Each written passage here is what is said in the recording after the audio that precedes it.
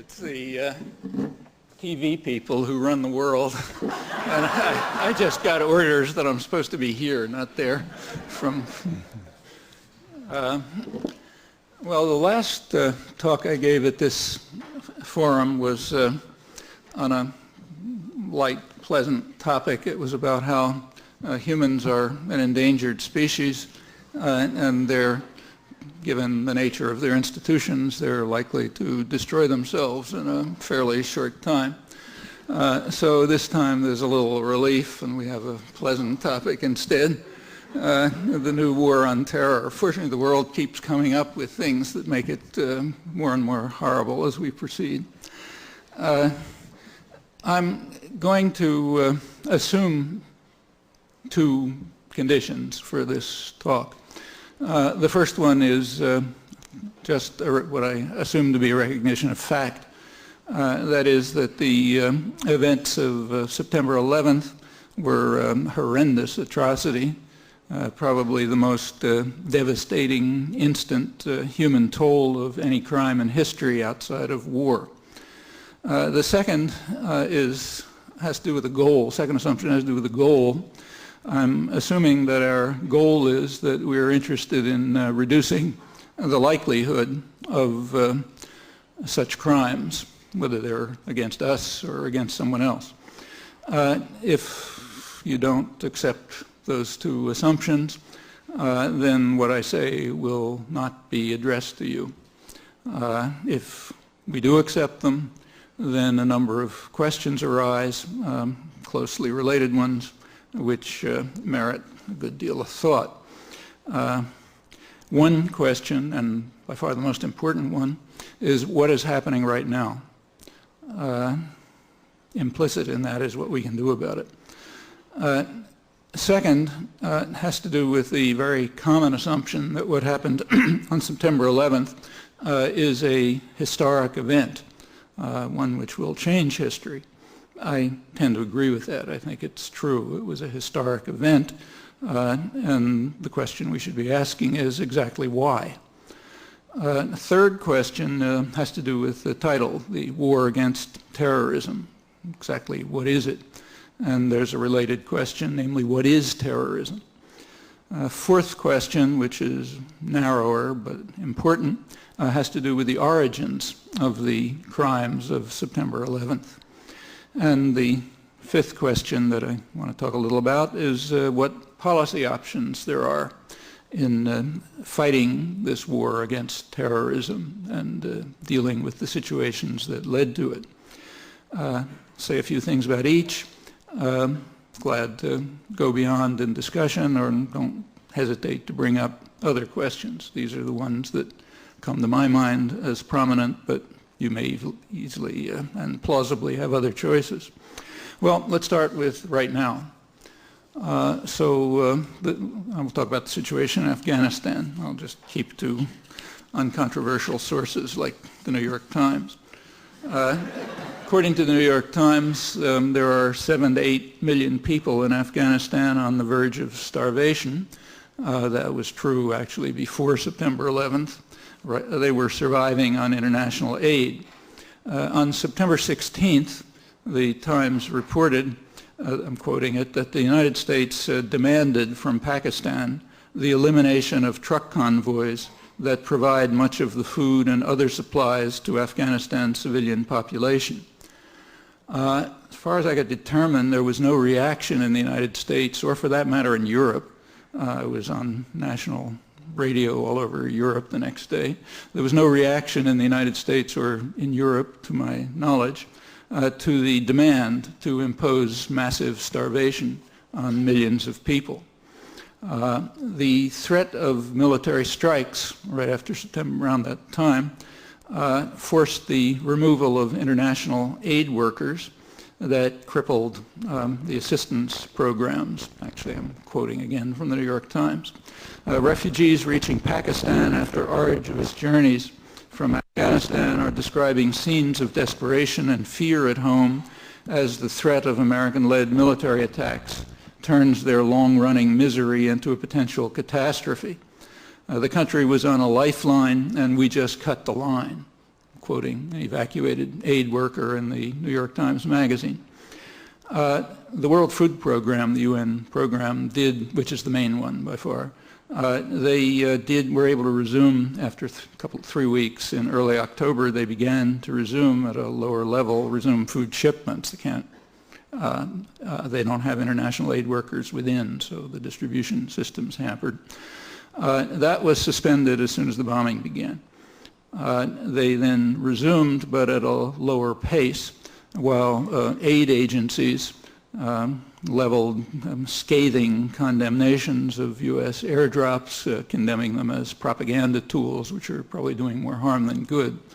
And that happens to be quoting from the London Financial Times, but it's easy to continue.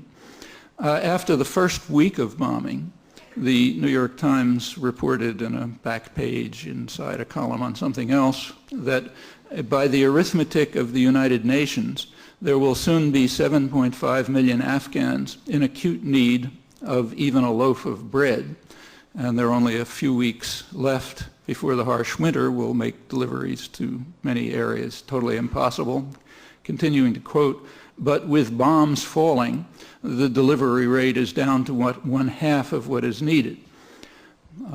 Casual comment. Which tells us that Western civilization is anticipating the slaughter of, well, do the arithmetic, 3 to 4 million people, something like that. On the same day, the leader of Western civilization dismissed with contempt, once again, offers of negotiation for delivery of the alleged target, Osama bin Laden, and a request for some evidence to substantiate the demand for total capitulation was dismissed. On the same day, the special rapporteur of the United Nations in charge of food pleaded with the United States to stop the bombing to try to save millions of victims. As far as I'm aware, that was unreported. It was Monday. Yesterday, the major aid agencies, Oxfam and other Christian Aid and others, joined in that plea. Didn't find a report in the New York Times. There was a line in the Boston Globe hidden in a story about another topic, Kashmir. Well, I could easily go on, but all of that,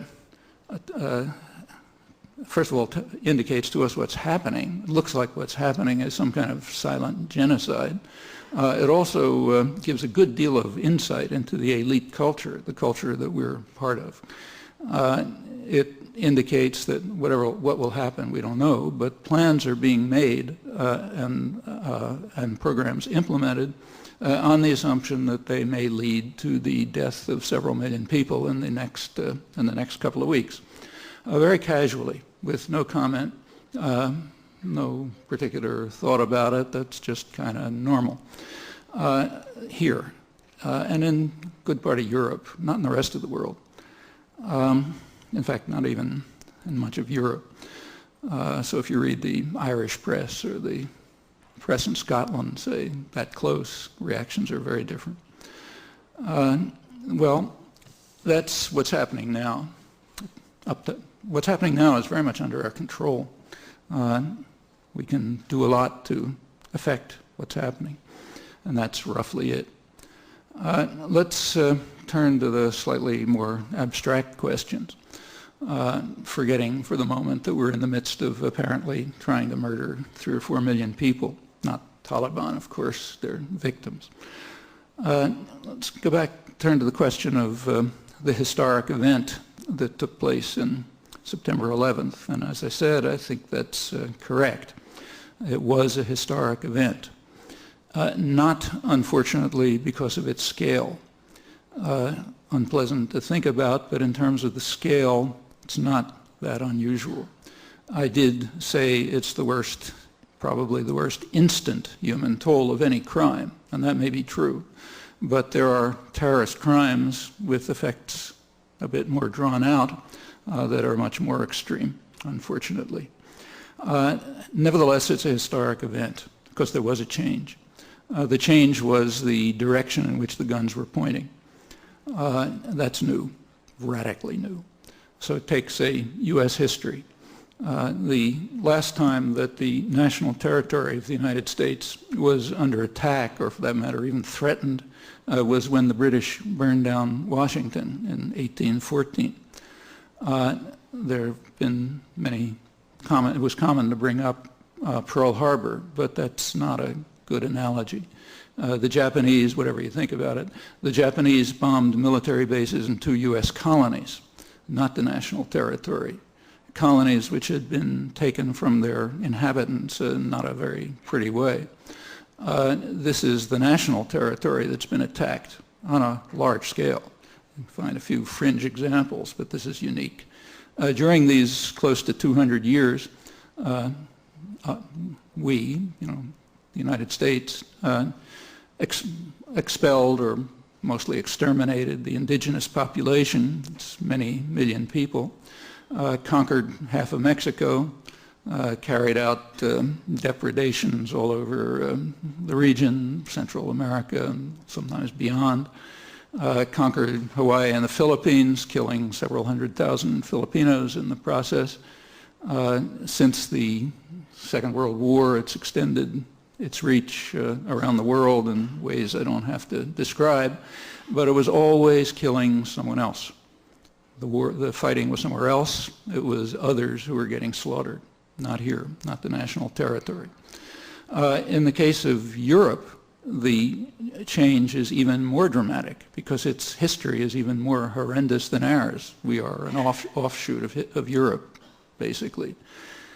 For hundreds of years, Europe has been casually slaughtering people all over the world. That's how they conquered the world, not by handing out candy to babies. During this period, Europe did suffer murderous wars, but that was European killers murdering one another. The main sport of Europe for hundreds of years was slaughtering one another.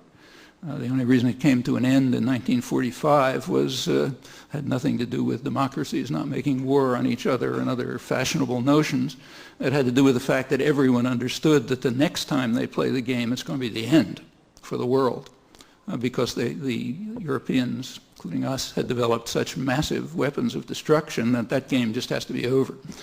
And it goes back hundreds of years. I mean, in the 17th century, about probably 40% of the population of Germany was wiped out in one war.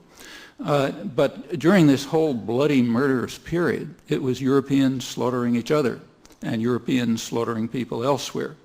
The Congo didn't attack Belgium. India didn't attack England. Algeria didn't attack France. It's uniform. And there are, again, small exceptions, but pretty small in scale, certainly invisible on the scale of what Europe and us were doing to the rest of the world. This is the first change, the first time that the guns have been pointed the other way. In my opinion, that's probably why you see such different reactions on the two sides of the Irish Sea, which I've noticed, incidentally, in many interviews on both sides, national radio on both sides. The world looks very different depending whether you're holding the lash or whether you're being whipped by it for hundreds of years. Very different. So I think the shock and surprise in Europe and its offshoots, like here, is very understandable. It is a historic event, but regrettably not in scale, in something else. And a reason why the rest of the world, most of the rest of the world, looks at it quite differently. Not that lacking sympathy for the victims of the atrocity or being horrified by them, that's almost uniform, but viewing it from a different perspective, something we might want to understand. Well, let's go to the third question. What is the war against terrorism? And side question, what's terrorism?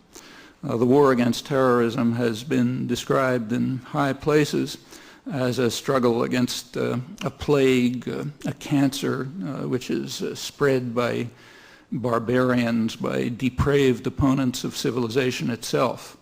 That's a feeling that I share. The words I'm quoting, however, happen to be from 20 years ago. That's President Reagan and his Secretary of State. The Reagan administration came into office 20 years ago, declaring that the war against international terrorism would be the core of our foreign policy describing it in terms of the kind I just mentioned and others. And it was the core of our foreign policy. The Reagan administration responded to this plague spread by depraved opponents of civilization itself by creating an extraordinary international terrorist network, totally unprecedented in scale, which carried out massive atrocities all over the world, primarily, well, partly nearby, but not only there. I won't run through the record. You're all educated people, so I'm sure you learned about it in high school. But I'll just mention one case which is totally uncontroversial, so we don't have to argue about it. By no means the most extreme, but uncontroversial. It's uncontroversial because of the judgments of the highest international authorities, the International Court of Justice, the World Court, and the UN Security Council. So this one is uncontroversial, at least among people who have some minimal concern for international law, human rights, justice, and other things like that. And now I'll leave you an exercise. You can estimate the size of that category by simply asking how often this uncontroversial case has been mentioned in the commentary of the last month. And it's a particularly relevant one, not only because it's uncontroversial, but because it does offer a precedent as to how a law-abiding state would respond to, did respond, in fact, to a case of international terrorism, which is uncontroversial, and was even more extreme than the events of September 11th. I'm talking about the Reagan-U.S. war against Nicaragua, which left tens of thousands of people dead, the country ruined, perhaps beyond recovery. Nicaragua did respond. They didn't respond by setting off bombs in Washington. They responded by taking it to the World Court, presenting a case. They had no problem putting together evidence. The World Court accepted their case, ruled in their favor, ordered condemned what it called the unlawful use of force, which is another word for international terrorism, by the United States, ordered the United States to terminate the crime and to pay massive reparations. The United States, of course, dismissed the court judgment with total contempt and announced that it would not accept the jurisdiction of the court henceforth. Nicaragua then went to the UN Security Council, which considered a resolution calling on all states to observe international law. No one was mentioned, but everyone understood. The United States vetoed the resolution. It now stands as the only state on record which has both been condemned by the World Court for international terrorism and has vetoed the Security Council resolution calling on states to observe international law. Nicaragua then went to the General Assembly, where there's technically no veto, but a negative U.S. vote amounts to a veto. It passed a similar resolution with only the United States, Israel, and El Salvador opposed. The following year, again, this time the United States could only rally Israel to the cause, so 2 votes opposed to observing international law. At that point, Nicaragua couldn't do anything lawful. It tried all the measures. They don't work in a world that is ruled by force.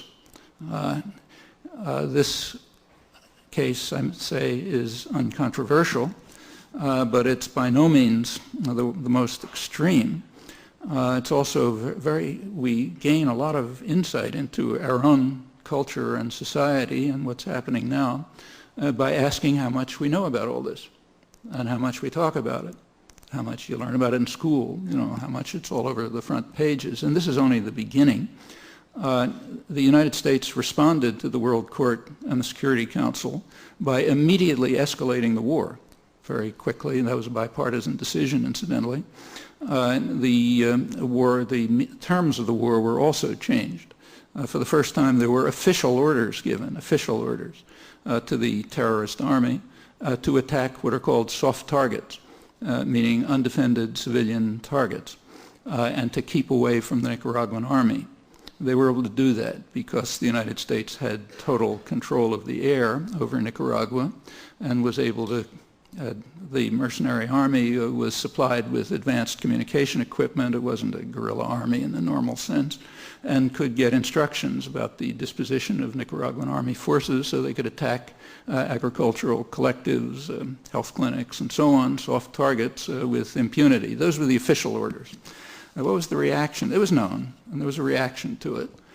The policy was regarded as sensible by left liberal opinion. So Michael Kinsley, who represents the left in mainstream discussion, wrote an article in which he said that we shouldn't be too quick to criticize this policy, as Human Rights Watch had just done. He said a sensible policy must meet the test of cost-benefit analysis. That is, and I'm quoting now, an analysis of the amount of blood and misery that will be poured in and the likelihood that democracy will emerge at the other end. Democracy as the U.S. Understands the term, which is graphically illustrated in the surrounding countries. Notice that it's axiomatic that the United States U.S. elites have the right to conduct the analysis and to pursue the project if it passes their tests. And it did pass their tests. It worked. When Nicaragua finally succumbed to superpower assault, commentators openly and cheerfully lauded the success of the methods that were adopted and described them accurately. So I'll quote Time magazine just to pick one. Lauded the success of the methods adopted to wreck the economy and prosecute a long and deadly proxy war until the exhausted natives overthrow the unwanted government themselves with a cost to us that is minimal, and leaving the victims with wrecked bridges, sabotaged power stations, and ruined farms, and thus providing the U.S. candidate with a winning issue, ending the impoverishment of the people of Nicaragua. The New York Times had a headline saying, "Americans united in joy at this outcome." That's the culture in which we live. And it reveals several facts. One is the fact that terrorism works. It doesn't fail. It works. Violence usually works. That's world history. Secondly, it's a very serious analytic error to say, as is commonly done, that terrorism is a weapon of the weak. Like other means of violence, it's primarily a weapon of the strong, overwhelmingly, in fact. It is held to be a weapon of the weak because the strong also control the doctrinal systems, and their terror doesn't count as terror. That's close to universal. I can't think of an exception, historical exception. Even the worst mass murderers viewed the world that way. So take the Nazis. They weren't carrying out terror in occupied Europe. They were protecting the population from the terrorism of the partisans. And like other resistance movements, there was terrorism. The Nazis were carrying out counter-terror. Furthermore, the United States essentially agreed with that. After the war, the U.S. Army did extensive studies of Nazi counter-terror operations in Europe. First, I should say that the U.S. picked them up and began carrying them out itself, often against the same targets, the former resistance. But the army, the military also studied the Nazi methods, published interesting studies, sometimes critical of them because they were inefficiently carried out. So there's a critical analysis of, they didn't do this right, didn't do that right. But those methods, with the advice of Wehrmacht officers who were brought over here, became the manuals of counterinsurgency, of counterterror, of low-intensity conflict, as it's called, and are the manuals and are the procedures that are being used. So it's not just that the Nazis did it, it's that it was regarded as the right thing to do by the leaders of Western civilization, that is us, who then proceeded to do it themselves. Terrorism is not the weapon of the weak. It is the weapon of those who are against us, whoever us happens to be. And if you can find a historical exception to that, I'd be interested in seeing it. An interesting indication of the nature of our culture, our high culture, is the way in which all of this is regarded. One way it's regarded is just suppressing it, so almost nobody's ever heard of it. And the power of American propaganda and doctrine is so strong that even among the victims it's barely known. I mean, when you talk about this to people in Argentina, you have to remind them before they say, oh yeah, that happened, we forgot about it. It's deeply suppressed. The sheer consequences of monopoly of violence can be very powerful in ideological and other terms. One illuminating aspect of our own attitude toward terrorism, is the reaction to the idea that Nicaragua might have the right to defend itself.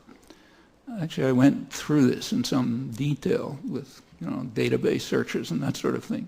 The idea that Nicaragua might have the right to defend itself was considered outrageous. There is virtually nothing in mainstream commentary indicating that Nicaragua might have that right. And that fact was exploited by the Reagan administration and its propaganda in an interesting way. Those of you who are around at that time will remember that they periodically floated rumors that the Nicaraguans were getting MiG jets from Russia. At that point, the Hawks and the Doves split. The Hawks said, okay, let's bomb them. The Doves said, wait a minute, let's see if the rumors are true. And if the rumors are true, then let's bomb them. Because they're a threat to the United States. Why, incidentally, were they getting MiGs? Well, because the United States, they tried to get jet planes from European countries, but the United States put pressure on its allies so they wouldn't send them means of defense because they wanted them to turn to the Russians. That's good for propaganda purposes. Then they become a threat to us. You remember they were just two days march from Harlingen, Texas. We actually declared a national emergency in 1985 to protect the country from the threat of Nicaragua, and it stayed in force. But so it was much better for them to get arms from the Russians. Well, why would they want jet planes? Well, for the reasons that I already mentioned. The United States had total control of their airspace, was overflying it, and using that to provide instructions to the terrorist army to enable them to attack soft targets without running into the army that might defend them. So therefore, and everyone knew that that was the reason. They're not going to use their jet planes for anything else. But the idea that Nicaragua should be permitted to defend its airspace against a superpower attack that is directing terrorist forces to attack undefended civilian targets, that was considered in the United States outrageous, and uniformly so. Exceptions are so slight, I can practically list them. I don't suggest that you take my word for this. Have a look. Includes our own senators, incidentally. Another illustration of how we regard terrorism is happening right now. The U.S. has just appointed an ambassador to the United Nations to lead the war against terrorism a couple of weeks ago. Who is he? Well, his name's John Negroponte. He was the U.S. ambassador in the fiefdom, which is what it is, of Honduras in the early 1980s. There was a little fuss made about the fact that he must have been aware, as he certainly was, of the large-scale murders and other atrocities that were being carried out by the security forces in Honduras that we were supporting, but that's a small part of it. As proconsul of Honduras, as he was called there, he was the local supervisor for the terrorist war based in Honduras, for which his government was condemned by the World Court, and then the Security Council in a vetoed resolution. And he was just appointed as a UN ambassador to lead the war against terror. Another small experiment you can do is check and see what the reaction was to this. Well, I'll tell you what you're going to find, but find it for yourself. That tells us a lot about the war against terrorism and about ourselves. After the United States took over the country again under the conditions that were so graphically described by the press, The country is it was pretty much destroyed in the 1980s, but it's totally collapsed since. In every respect, just about economically, it's declined sharply since the U.S. takeover, democratically in every other respect. It's now the second poorest country in the hemisphere. I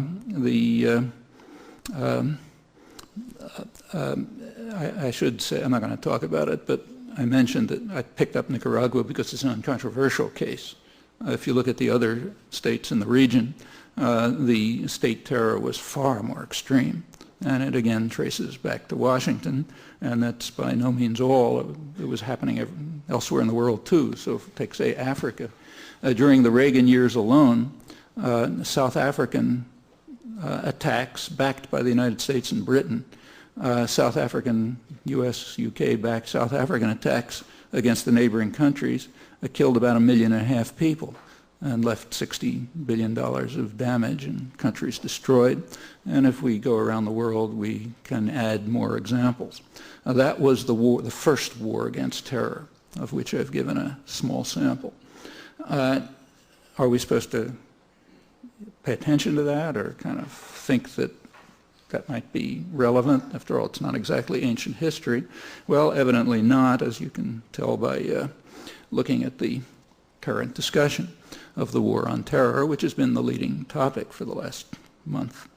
I mentioned that Nicaragua has now become the second poorest country in the hemisphere. What's the first, the poorest country? Well, that's, of course, Haiti, which also happens to be the victim of most U.S. intervention in the 20th century by a long shot, which has left it totally devastated.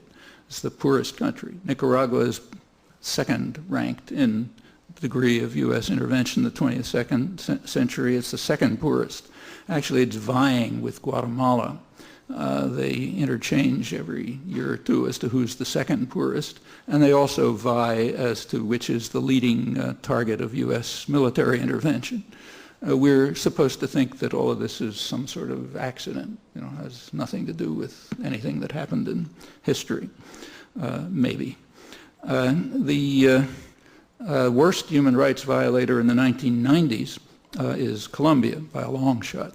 It's also by far the leading recipient of U.S. military aid in the 1990s, maintaining the terror and human rights violation. In 1999, Colombia replaced Turkey as the leading recipient of U.S. arms worldwide. That's excluding Israel and Egypt, which are a separate category. And that tells us a lot more about the war on terror right now, in fact. Why was Turkey getting such a huge flow of U.S. arms? Well, if you take a look at the flow of U.S. arms to Turkey, Turkey always got a lot of U.S. arms. It's strategically placed, a member of NATO, and so on. But the arms flow to Turkey went up very sharply in 1984. That had nothing to do with the Cold War. I mean, Russia was collapsing. And it stayed high from 1984 until 1999, when it reduced and it was replaced in the lead by Colombia. What happened from 1984 to 1999?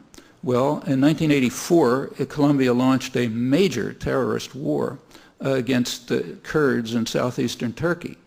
And that's when U.S. aid went up, military aid. And this was not pistols. This is jet planes, tanks, military training, and so on. And it stayed high as the atrocities escalated through the 1990s. Aid followed it. The peak year was 1997.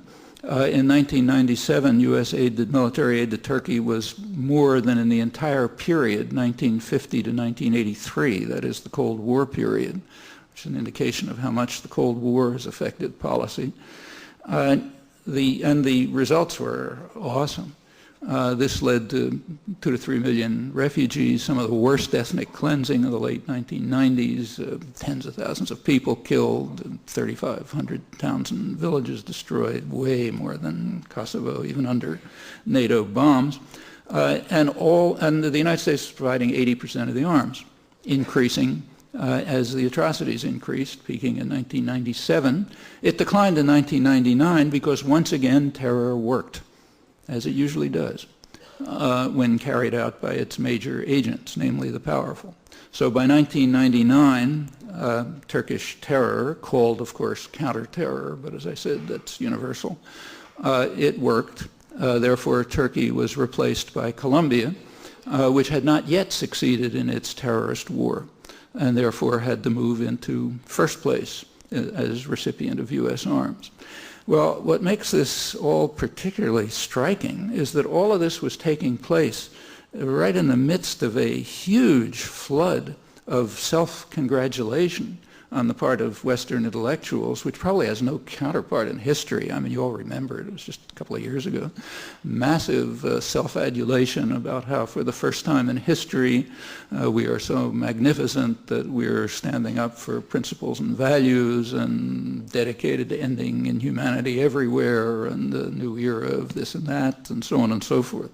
And we certainly can't tolerate atrocities right near the borders of NATO. That was repeated over and over. Only within the borders of NATO, where we can not only tolerate much worse atrocities, but contribute to them. Well, another insight into Western civilization and our own is how often this was brought up. Try to look. I won't repeat it, but it's instructive. It's a pretty impressive feat for a propaganda system to carry this off in a free society. That's pretty amazing. I don't think you could do this in a totalitarian state. And Turkey is very grateful. Just a few days ago, the Prime Minister, Ecevit, announced that Turkey would join the coalition against terror very enthusiastically, even more so than others. In fact, he said it would contribute troops, which others have not been willing to do. And he explained why. He said, we owe a debt of gratitude to the United States because the United States was the only country that was willing to contribute so massively to our own, in his words, counter-terrorist war, that is, to our own massive ethnic cleansing and atrocities and terror. No other country, all other countries kind of, they helped a little, but they stayed back. The United States, on the other hand, contributed enthusiastically and decisively, and was able to do so because of the silence, servility might be the right word, of the educated classes who could easily find out about it. It's a free country after all. You can read human rights reports, you can read all sorts of stuff, but chose to contribute to the atrocities, and Turkey is very happy to they owe us a debt of gratitude for that, and therefore will contribute troops, just as during the war in Serbia, Turkey was very much praised for using its F-16s, which we supplied it, to bomb Serbia, exactly as it had been doing with the same planes against its own population up until the time when it finally succeeded in crushing internal terror, as they called it. And as usual, as always, resistance does include terror. It's true of the American Revolution. In fact, it's true of every case I know. Just as it's true that those who have a monopoly of violence talk about themselves as carrying out counter-terror. Well, that's pretty impressive. And that has to do with the coalition that is now being organized to fight the war against terror. And it's very interesting to see how that coalition is being described. So have a look at this morning's Christian Science Monitor. That's a good newspaper, one of the best international newspapers with real coverage of the world. The lead story, the front page story, is about how the United States, people used to dislike the United States, but now they're beginning to respect it. And they're very happy about the way the U.S. is leading the war against terror. And the prime example, in fact, the only serious example, the others are a joke, is Algeria. It turns out that Algeria is very enthusiastic about the U.S. war against terror. The person who wrote the article is an expert on Africa. He must know that Algeria is one of the most vicious terrorist states in the world. It's been carrying out horrendous terror against its own population in past couple of years, in fact. For a while, this was under wraps, but it was finally exposed in France with defectors from the Algerian army. It's all over the place there, and in England and so on. But here, we're very proud because one of the worst terrorist states in the world is now enthusiastically welcoming the U.S. war on terror and, in fact, is cheering on the United States to lead the war. That shows how popular we're getting. And if you look at the coalition that's being formed against terror, it tells you a lot more. A leading member of the coalition is Russia, which is delighted to have the United States support its murderous terrorist war in Chechnya instead of occasionally criticizing it in the background. China is joining enthusiastically. It's delighted to have support for the atrocities it's carrying out in Western China against what it calls Muslim secessionists. Turkey, as I mentioned, is very happy with the war against terror. They're experts in it. Algeria, Indonesia, delighted to have even more U.S. support for atrocities that it's carrying out in Aceh and elsewhere. Now we can run through the list. The list of the states that have joined the coalition against terror is quite impressive. They have a characteristic in common. They are certainly among the leading terrorist states in the world, and they happen to be led by the world champion. Well, that brings us back to the question, what is terrorism? I've been assuming we understand it, but what is it? Well, there happen to be some easy answers to this. There is an official definition. You can find it in the U.S. Code or in U.S. Army manuals. Brief statement of it taken from a U.S. Army manual is fair enough, is that terror is the calculated use of violence or the threat of violence to attain political or religious ideological goals through intimidation, coercion, or instilling fear. That's terrorism. That's a fair enough definition. I think it's reasonable to accept that. The problem is it can't be accepted because if you accept that, all the wrong consequences follow. For example, the consequences I've just been reviewing. Now, there is a major effort right now at the UN to try to develop a comprehensive treaty on terrorism. When Kofi Annan got the Nobel Prize the other day, you'll notice he was reported as saying we should stop wasting time on this and really get down to it. But there's a problem. If you use the official definition of terrorism in the comprehensive treaty, you're going to get completely the wrong results. So that can't be done. In fact, it's even worse than that. If you take a look at the definition of low-intensity warfare, which is official U.S. policy, you find that it's a very close paraphrase of what I just read. In fact, low-intensity conflict is just another name for terrorism. That's why all countries, as far as I know, call whatever horrendous acts they're carrying out counterterrorism. We happen to call it counterinsurgency or low-intensity conflict. So that's a serious problem. You can't use the actual definitions. You got to carefully find a definition that doesn't have all the wrong consequences. There are some other problems. Some of them came up in December 1987 at the peak of the first war on terrorism. That's when furor over the plague was peaking. And the United Nations General Assembly passed a very strong resolution against terrorism, condemning the plague in the strongest terms, calling on every state to fight against it in every possible way. It passed unanimously. One country, Honduras, abstained. 2 votes against, the usual 2, United States and Israel.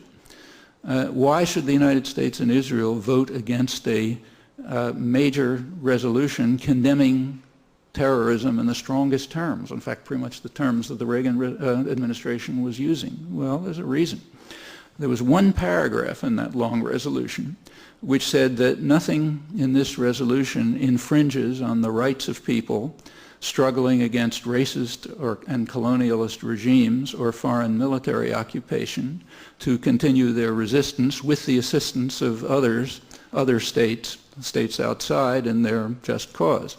Well, the United States and Israel can't accept that. The main reason that they couldn't at the time was because of South Africa. South Africa was an ally of the, officially called an ally. There was a terrorist force in South Africa. It was called the African National Congress. They were a terrorist force officially. South Africa, in contrast, was an ally. And we certainly couldn't support actions by a terrorist group struggling against a racist regime. That would be impossible.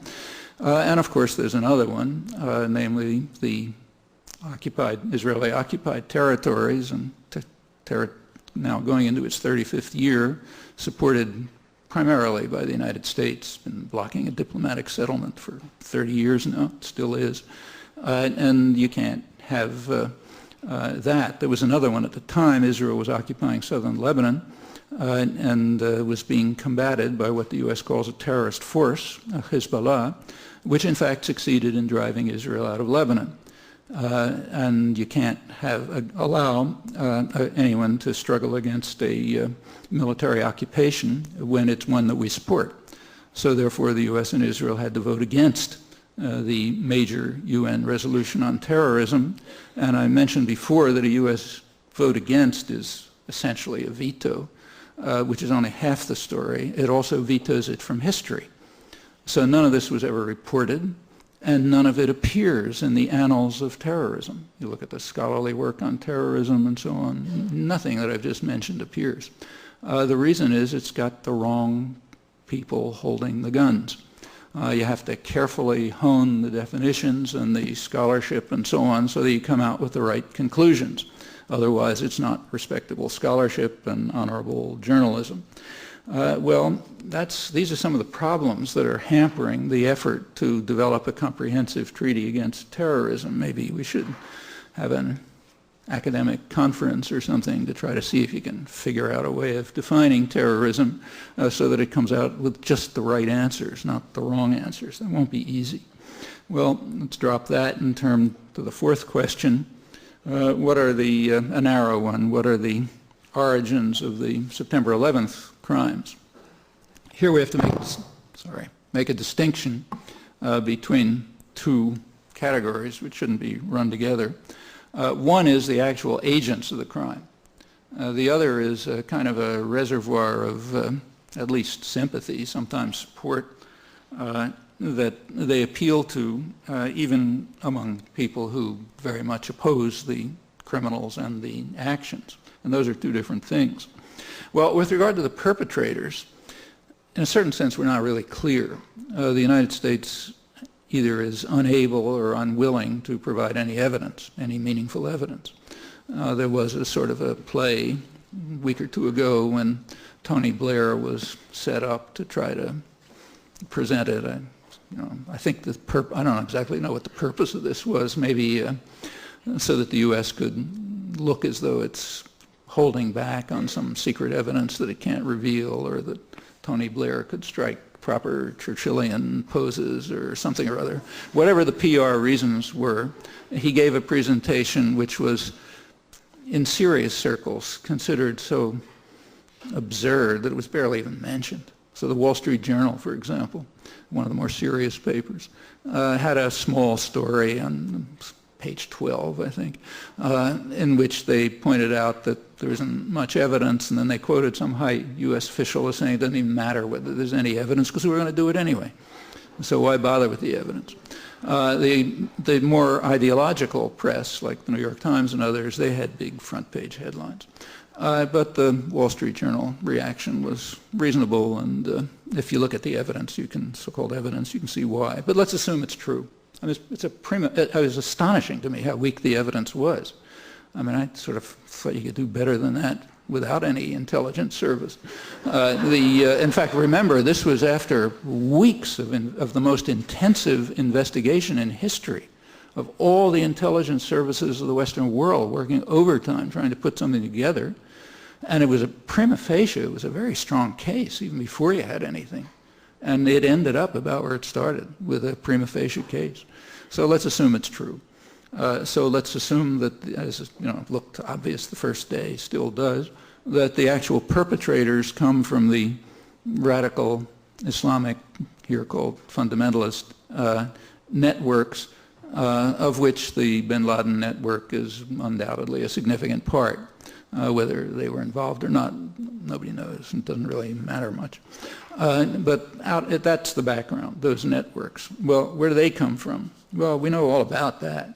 Nobody knows about that better than the CIA because it helped organize them. And it nurtured them for a long time. They were brought together in the 1980s, actually, by the CIA and its associates elsewhere. Pakistan, Britain, France, Saudi Arabia, Egypt, China was involved. They may have even been involved a little bit earlier, maybe by 1978. The idea was to try to harass the Russians, the common enemy.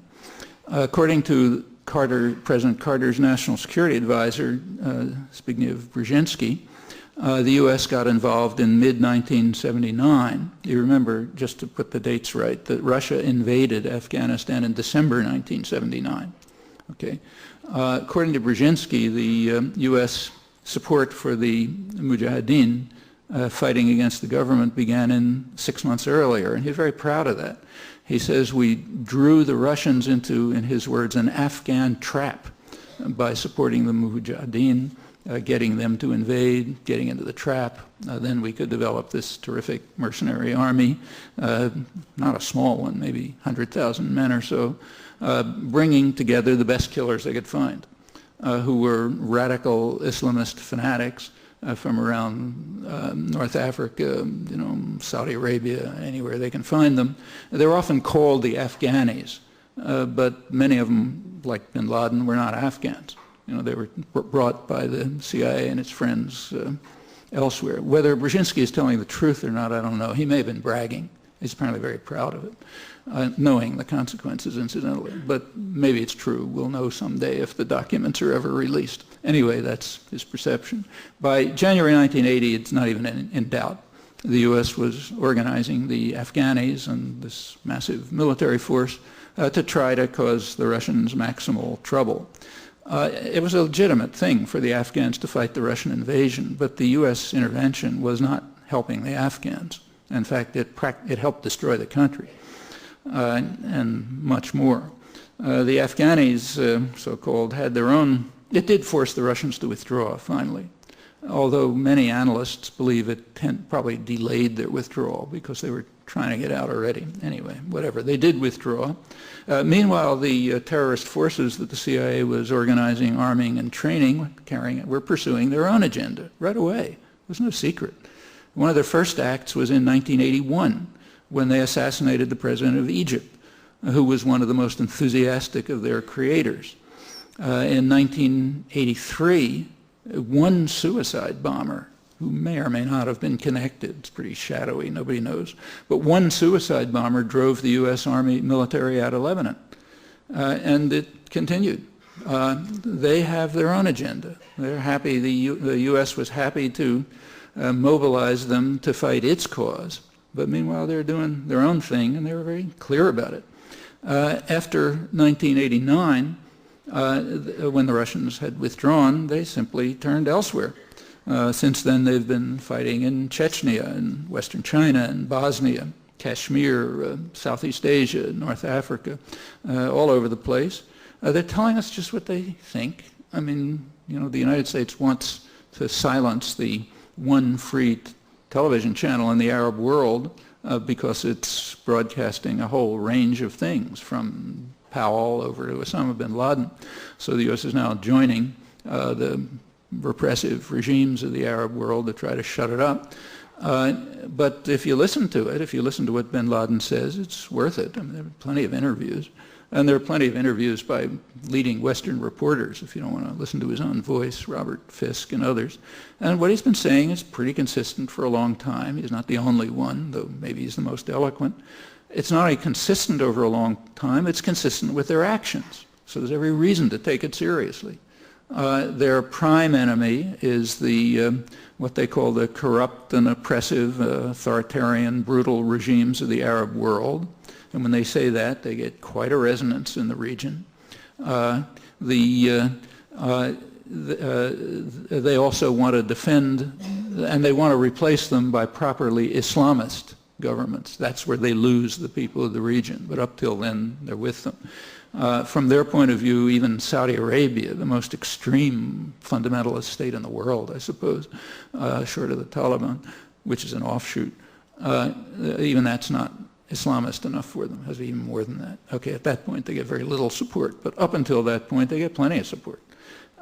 Also, they want to defend Muslims elsewhere. They hate the Russians like poison. But as soon as the Russians pulled out of Afghanistan, they stopped carrying out terrorist acts in Russia, as they'd been doing with CIA backing before that in Russia, not just in Afghanistan. They did move over to Chechnya, but there they're defending Muslims against the Russian invasion. Same with all the other places I mentioned. From their point of view, they're defending Muslims against the infidels. And they're very clear about it, and that's what they've been doing. Why did they turn against the United States? Well, that had to do with what they called the U.S. invasion of Saudi Arabia. In 1990, the U.S. established permanent military bases in Saudi Arabia, which from their point of view is comparable to the Russian invasion of Afghanistan, except that Saudi Arabia is way more important.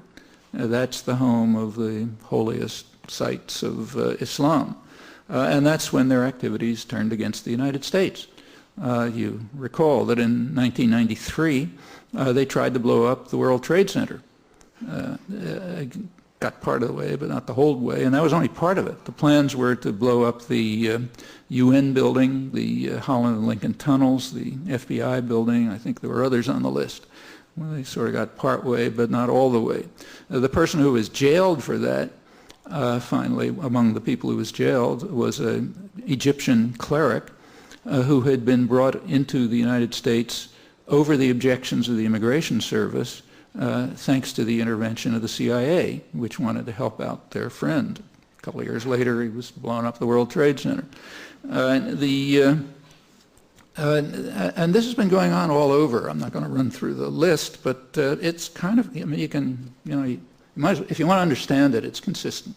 It's a consistent picture. It's described in words. It's revealed in practice for 20 years. No reason not to take it seriously. That's the first category, the likely perpetrators.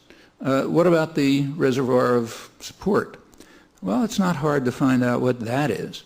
There's some discussion. One of the good things that's happened since September 11th is that some of the press and some discussion has begun to open up to some of these things. The best one, to my knowledge, is the Wall Street Journal, which right away began to run, within a couple of days, serious reports, searching serious reports on the reasons why people of the region, even if they hate bin Laden and despise everything he's doing, nevertheless support him in many ways and even regard him as the conscience of Islam, as one said. Now, the Wall Street Journal and others they're not surveying public opinion. They're surveying the opinion of their friends.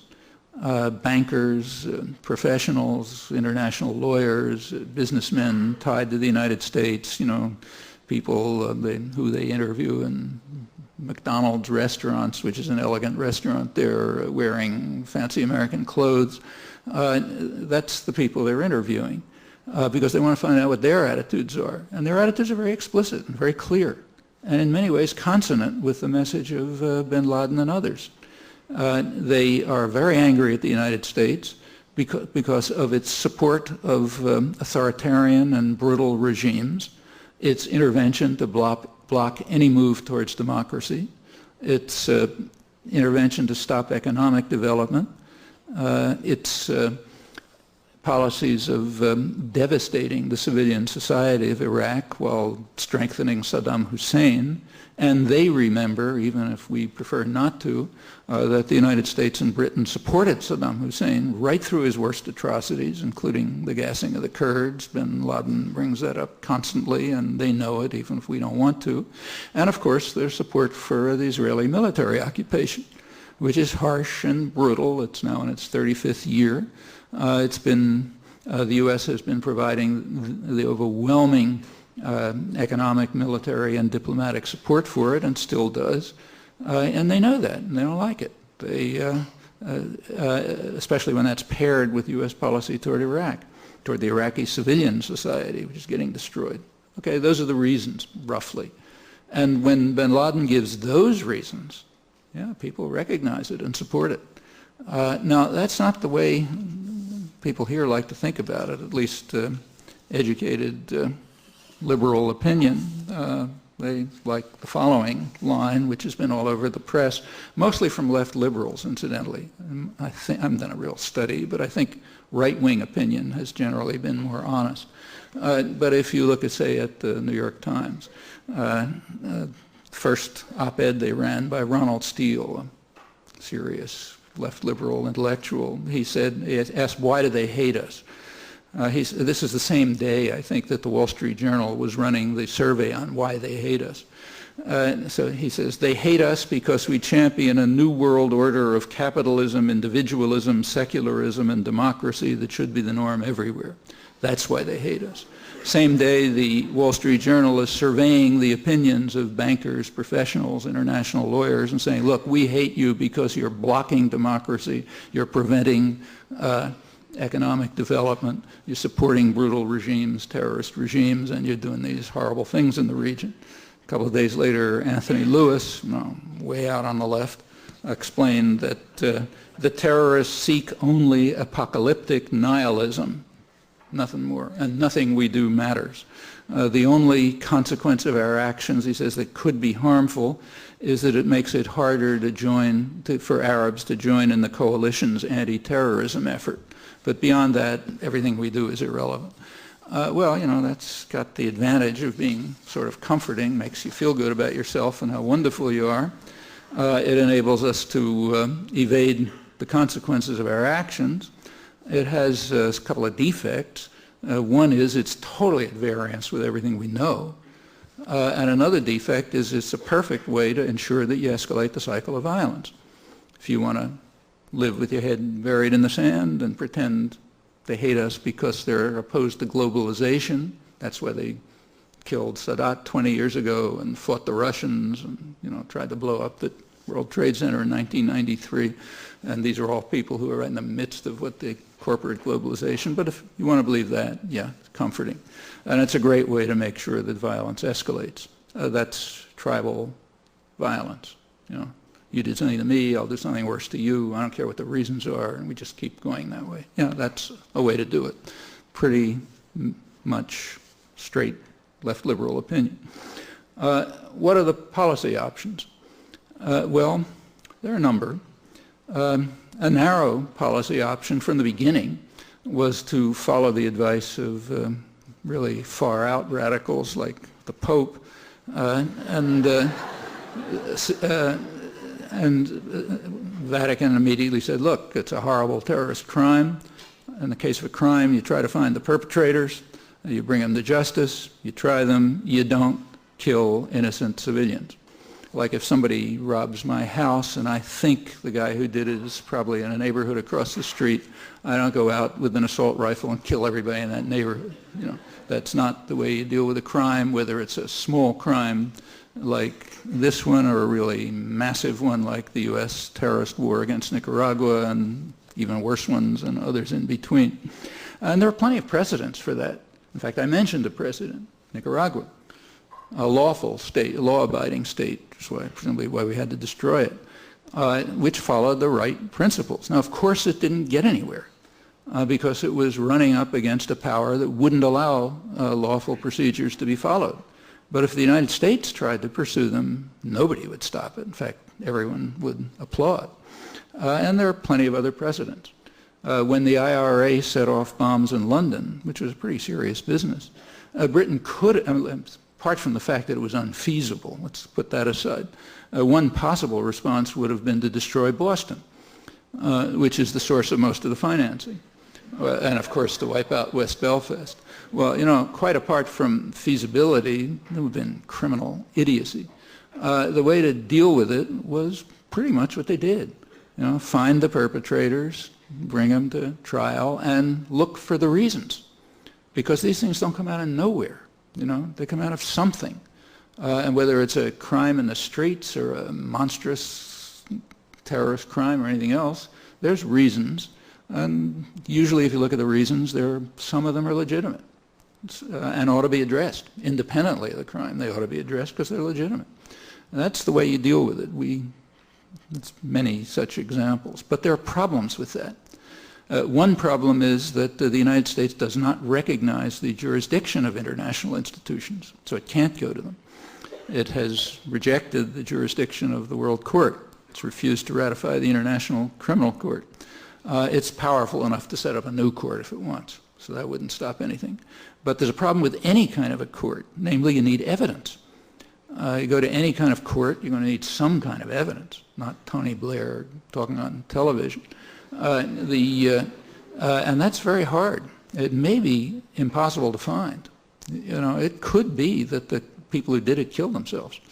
These are nobody knows this better than the CIA. These are decentralized, non-hierarchic networks. They follow a principle that's called leaderless resistance. That's the principle that's been developed by the Christian right terrorists in the United States. It's called leaderless resistance. You have small groups that do things. They don't talk to anybody else. There's a kind of a general background of assumptions, and then you do it. Actually, people in the anti-war movement are very familiar with this. We just call it affinity groups. If you assume correctly that whatever your group you're in is being penetrated by the FBI, when something serious is happening, you don't do it in a meeting. You do it with some people you know and trust, an affinity group. And then it doesn't get penetrated. That's one of the reasons why the FBI has never been able to figure out what's going on in any of the popular movements. And other intelligence agencies are the same. They can't, you know. That's leaderless resistance, or affinity groups and decentralized networks are extremely hard to penetrate. And it's quite possible that they just don't know. When Osama bin Laden claims he wasn't involved, that's entirely possible. In fact, it's pretty hard to imagine how a guy in a cave in Afghanistan who doesn't even have a radio or a telephone could have planned a highly sophisticated operation like that. Chances are it's part of the background, you know, like other leaderless resistance terrorist groups, which means it's going to be extremely hard to find evidence. The U.S. doesn't want to present evidence because it wants to be able to do it, to act without evidence. That's a crucial part of the reaction. You'll notice that the U.S. did not ask for Security Council authorization, which they probably could have gotten this time, not for pretty reasons, but because the other permanent members of the Security Council are also terrorist states. They are happy to join a coalition against what they call terror, namely in support of their own terror. Like Russia wasn't going to veto it, they love it. You know? So the U.S. probably could have gotten Security Council authorization, but it didn't want it. And it didn't want it because it follows a long-standing principle, which is not George Bush. It was explicit in the Clinton administration, articulated, and goes back much further. And that is that we have the right to act unilaterally. We don't want international authorization because we act unilaterally. And therefore, we don't want it. We don't care about evidence. We don't care about negotiation. We don't care about treaties. We're the strongest guy around, you know, toughest thug on the block. We do what we want. Authorization is a bad thing, and therefore must be avoided. There's even a name for it in the technical literature. It's called establishing credibility. You have to establish credibility. That's an important factor in many policies. It was the official reason given for the war in the Balkans, and the most plausible reason. You want to know what credibility means? Ask your favorite mafia don. I'll explain to you what credibility means. And it's the same in international affairs, except, you know, it's talked about in universities. You do it with big words and that sort of thing. But it's basically the same principle. And it makes sense, and it usually works. Main historian who's written about this in for the last several hundred years is Charles Tilly. He has a book called Coercion and Violence, and he points out that violence has been the leading principle of Europe for hundreds of years, and the reason is because it works. You know, it's very reasonable. It almost always works when you have an overwhelming predominance of violence and a culture of violence behind it. So therefore it makes sense to follow it. Well, those are all problems in pursuing lawful paths. And if you did try to follow them, you'd really open some very dangerous doors. Like the U.S. is demanding that the Taliban hand over Osama bin Laden. And they're responding in a way which is regarded as totally absurd and outlandish in the West. Namely, they're saying, okay, but first give us some evidence. That is, in the West, that's considered ludicrous. It's a sign of their criminality. You know, how can they ask for evidence? I mean, if somebody asked us to hand someone over, we'd do it tomorrow. We wouldn't ask for any evidence. In fact, it's easy to prove that. We don't have to make up cases. So, for example, for the last several years, Haiti has been requesting the United States to extradite Emmanuel Constant, who's a major killer. He was one of the leading figures in the slaughter of maybe 4,000 or 5,000 people in the years in the mid-90s under the military junta, which incidentally was being not so tacitly supported by the Bush and the Clinton administrations, contrary to illusions. Anyway, he's a leading killer. They got plenty of evidence, no problem about evidence. He's already been brought to trial and sentenced in Haiti, and they're asking the United States to turn him over. Well, I mean, do your own research. See how much discussion there's been of that. Actually, Haiti renewed the request a couple of weeks ago. It wasn't even mentioned. Why should we turn over a convicted killer who was largely responsible for killing 4,000 or 5,000 people a couple of years ago? In fact, if we do turn him over, who knows what he'll say? Maybe he'll say that he was being funded by and helped by the CIA, which is probably true. We don't want to open that door. And he's not the only one. I mean, for the last about 15 years, Costa Rica, which is, the Democratic prize, has been trying to get the United States to hand over a John Hull, a U.S. landowner in Costa Rica, who they charge with terrorist crimes. He was using his land, they claim, with good evidence, as a base for the U.S. war against Nicaragua, which is not a controversial conclusion, remember. There's the World Court and the Security Council behind it. So they've been trying to get the United States to hand him over. Hear about that one? No. They did actually confiscate the land of another American landholder, John Hamilton, paid compensation, offered compensation. The U.S. refused, turned his land over to a national park because his land was also being used as a base for the U.S. attack against Nicaragua. Costa Rica was punished for that one. They were punished by withholding aid. We don't accept that kind of insubordination from allies. And we can go on.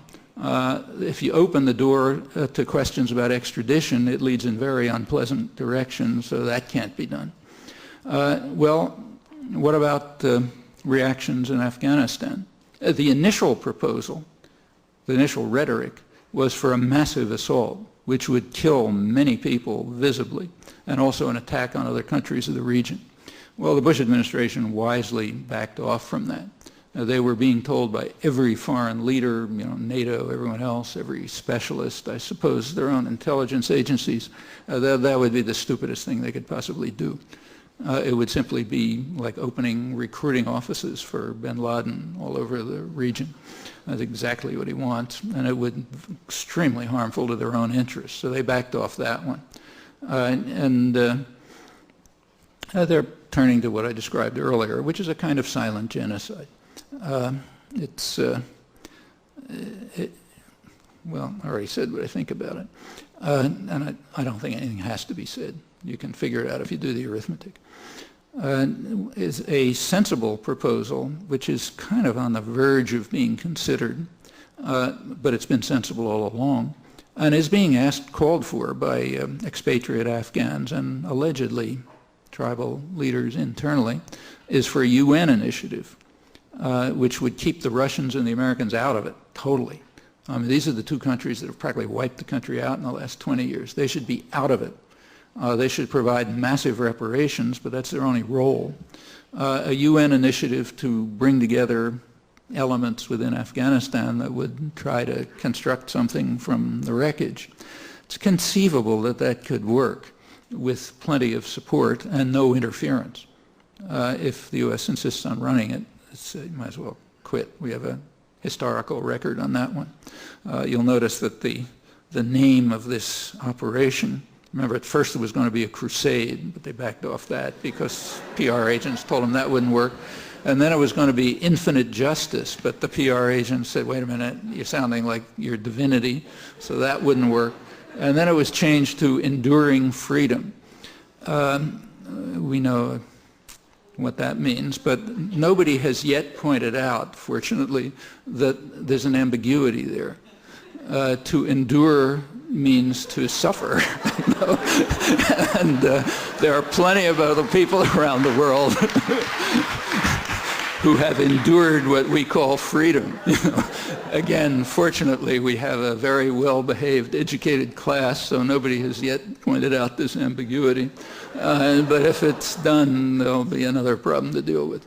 But if we can back off enough so that some more or less independent agency, maybe the UN, maybe credible NGOs, can take the lead and trying to reconstruct something from the wreckage with plenty of assistance, and we owe it to them, then maybe something would come out. Beyond that, there are other problems. We certainly want to reduce the level of terror, certainly not escalate it. There's one easy way to do that, and therefore it's never discussed, namely stop participating in it. That would automatically reduce the level of terror enormously, but that you can't discuss. Well, we ought to make it possible to discuss it. So that's one easy way to reduce the level of terror. Beyond that, we should rethink the kinds of policies, and Afghanistan's not the only one, in which we organize and train terrorist armies. That has effects.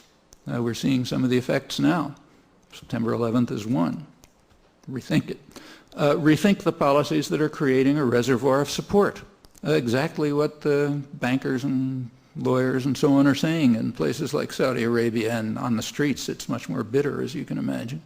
That's possible. You know, those policies aren't graven in stone. And furthermore, there are opportunities.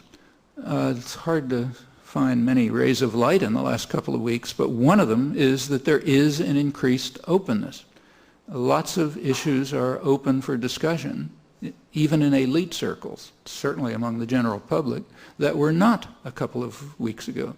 That's dramatically the case. I mean, if a newspaper like, say, USA Today can run a very good article, serious article on life in the Gaza Strip, there's been a change. The things I mentioned in the Wall Street Journal, that's change. And among the general public, I think there's much more openness and willingness to think about things that were under the rug and so on. These are opportunities, and they should be used, at least by people who accept the goal of trying to reduce the level of violence and terror, including potential threats that are extremely severe and could make even September 11th pale into insignificance.